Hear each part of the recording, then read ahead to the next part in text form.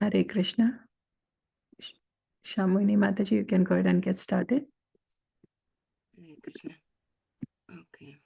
Will you share the screen or?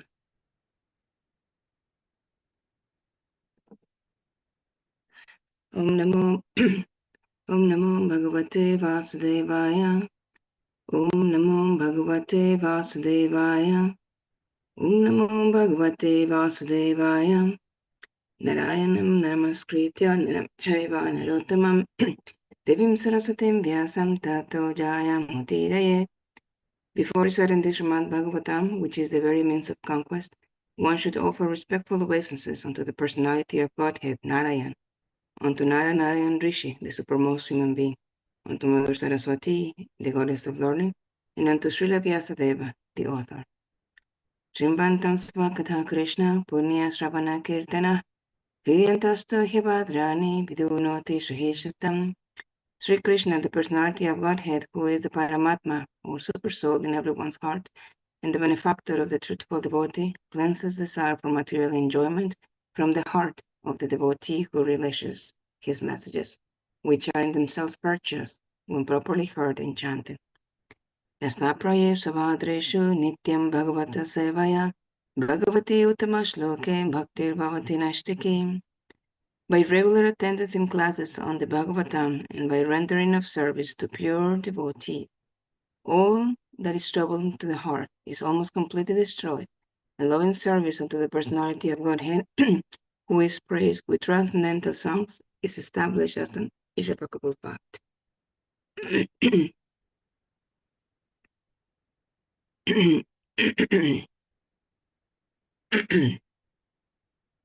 I'm sorry.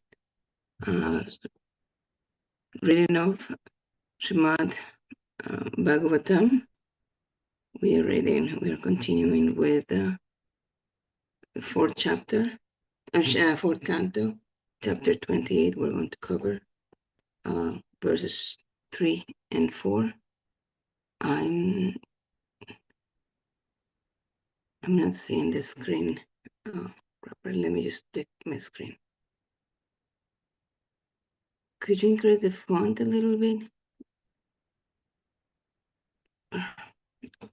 I'll take it over here. That's okay. Okay, so Paranjana becomes a human and a woman in the next life. Text 3. Kalakanyapi bhubujen puranja puram balat yaya vibhutam purusham sadhyo nisharatam iyat. Gradually, Kalakanya, with the help of the dangerous soldiers, attacked all the inhabitants of Purandana city, and thus rendered them useless for all purposes.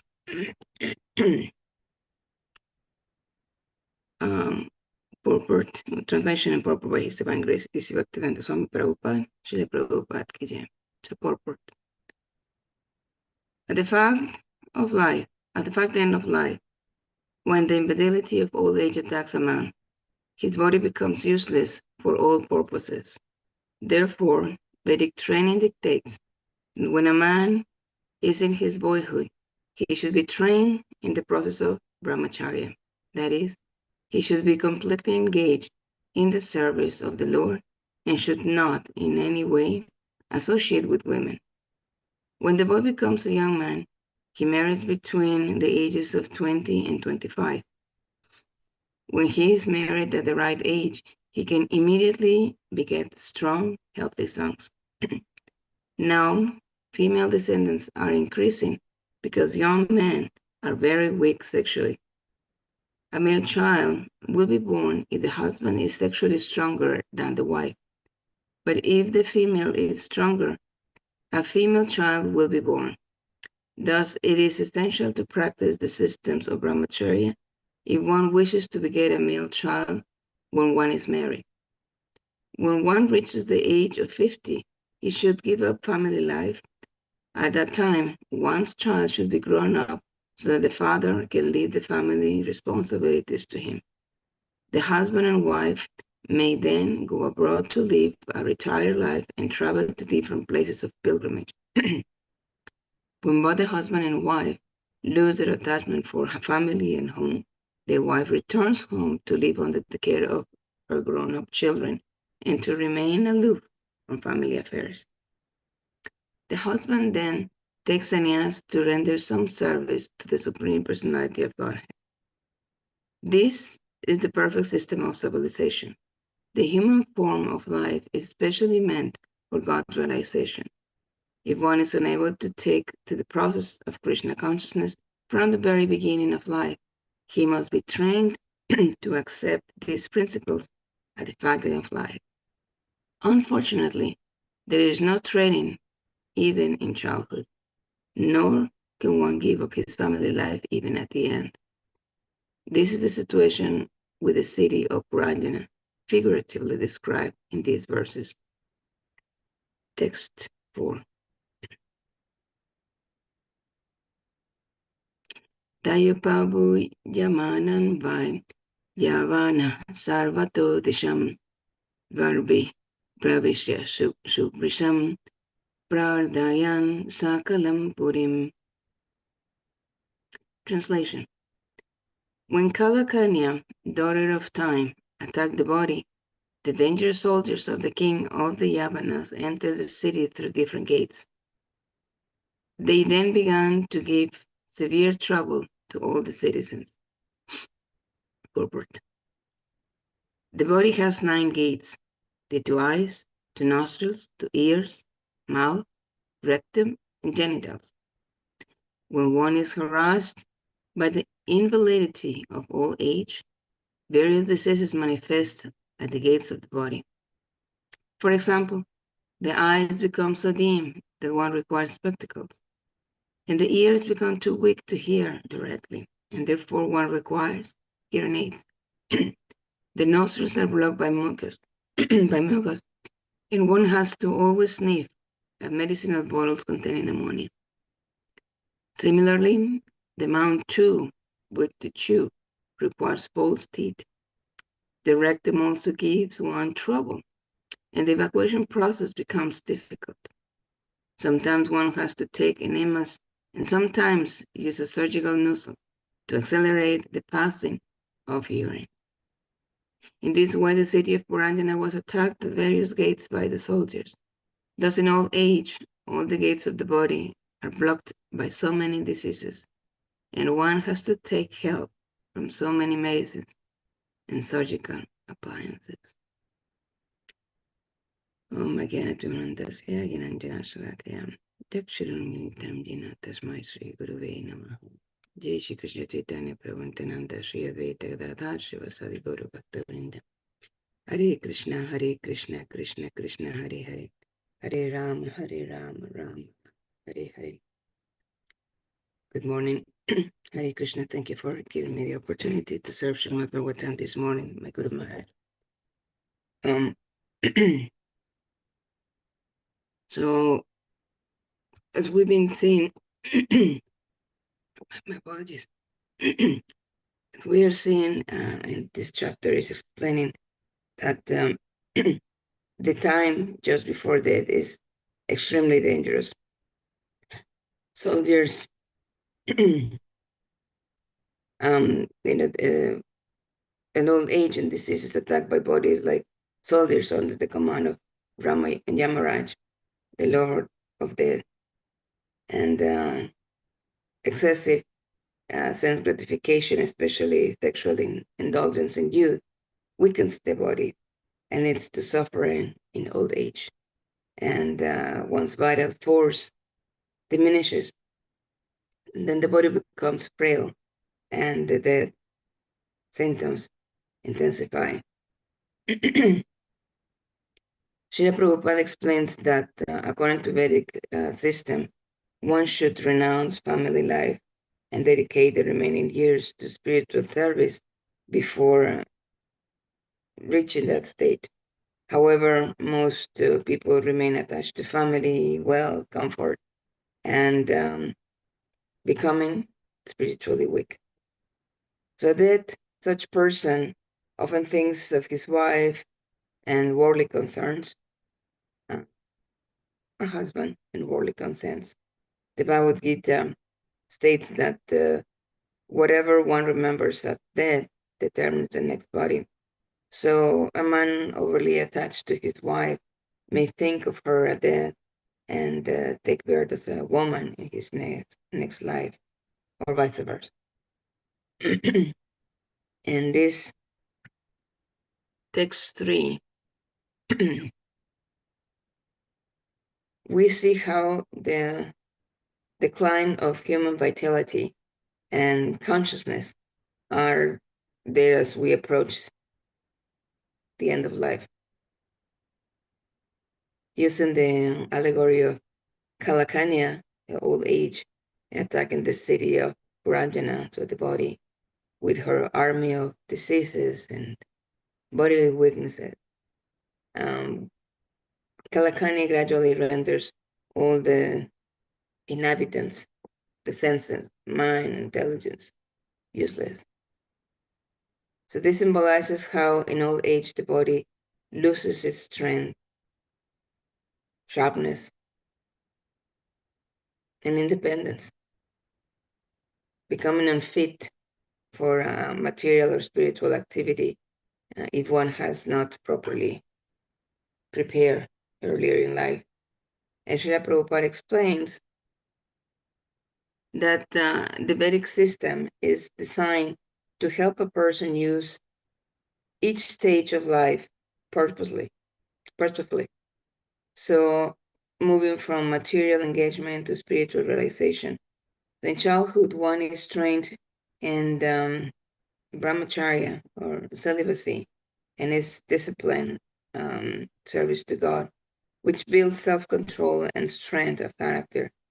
In youth, one may enter into grihastha ashram, and family life, and in a regulated way, and ideally between ages of 20 and 25, to responsibly beget children and support society. Then by age 50, one should gradually retire from household responsibilities or vanaprast and focus on spiritual life. And finally, when attachment to family and home has diminished, then one should take sannyasa or full dedication to serving Krishna. Now, before we continue, let's just analyze a little bit that because Prabhupada said that so long we're attached to, he said that so long we're attached to this material platform, the material way of life, then Varnashram is recommended. Otherwise, for a person in Krishna consciousness, this is not necessary. So the main thing is to be Krishna conscious. This will ensure that by the time Kalakani arrives, when the body is no longer useful, productive, our consciousness will be detached and absorbed in service to the Lord. Without such preparation, we will continue to have attachments, and we will be unable to detach from worldly comforts even as the body fails. So this leads to a wasted human life, form of life, and symbolized by Puranjana's deteriorating city.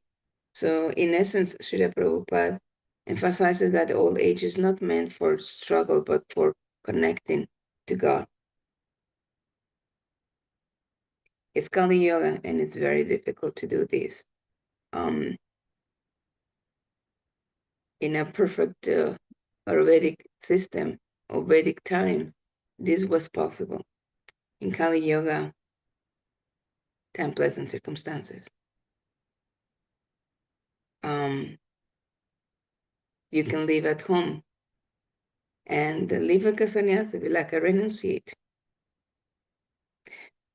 The real protection against Kalakanya's destructive influence is lifelong spiritual training and gradual detachment.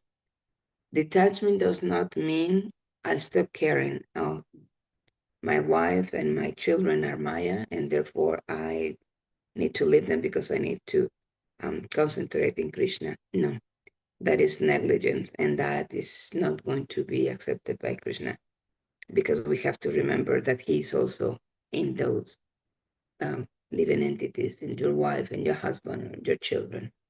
So that should not be an excuse just to leave family like that because it is too difficult or if it is too heavy because it's more convenient.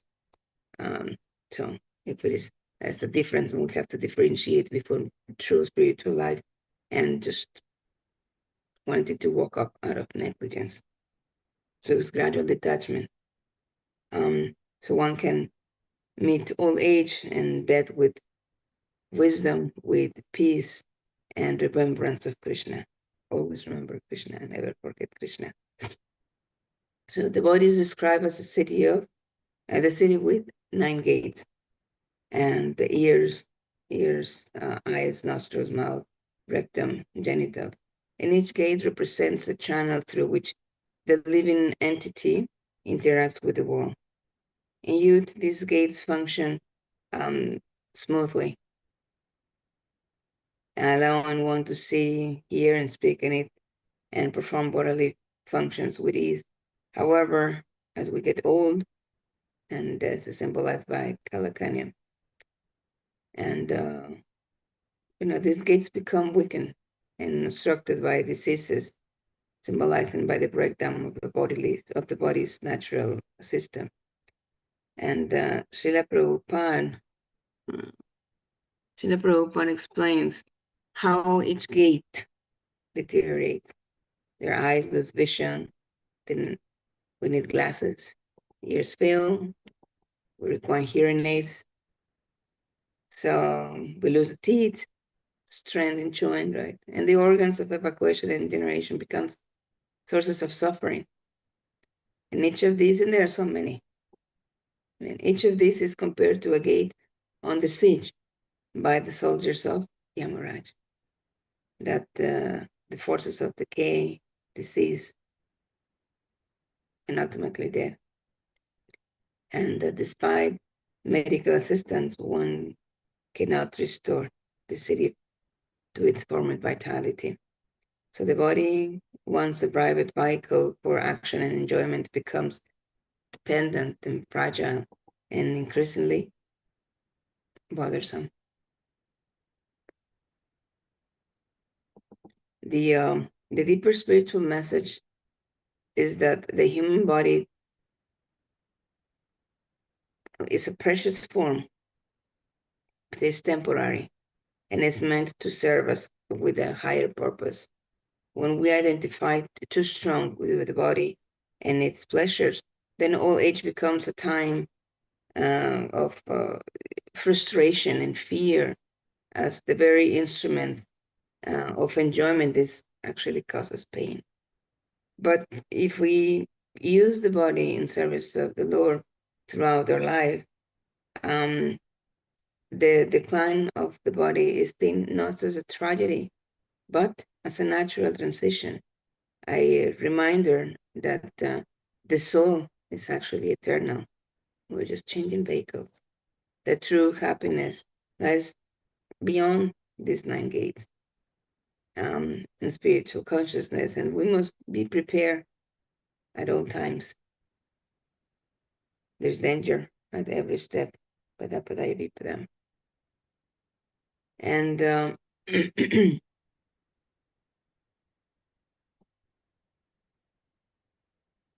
description of the feeling body is not meant merely to evoke sympathy or fear, but to understand and awaken detachment.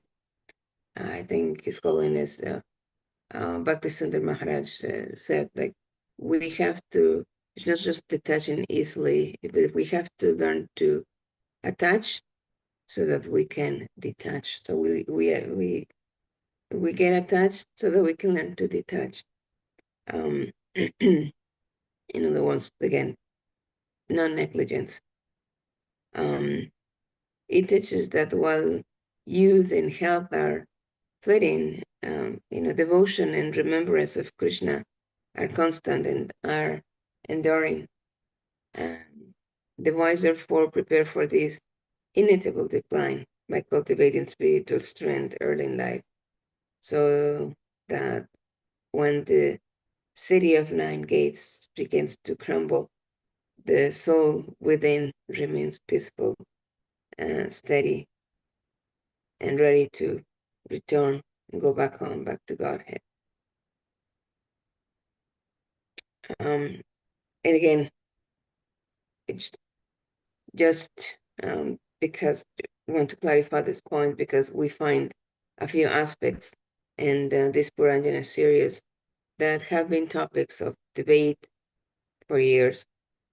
Srila Prabhupada is speaking about the detaching again from one's wife and household affairs upon reaching the age of 50 or older. But again, we should always consider, again, I'm saying time and again, time, place, and circumstances. For a couple who have been supporting each other in Krishna consciousness, this instruction may not apply in the same way, since they are helping each other in spiritual life, understanding that the Lord resides within the heart of each one of them, of every living entity. So it is not about physical separation, but about spiritual reorientation. It's not about leaving each other, but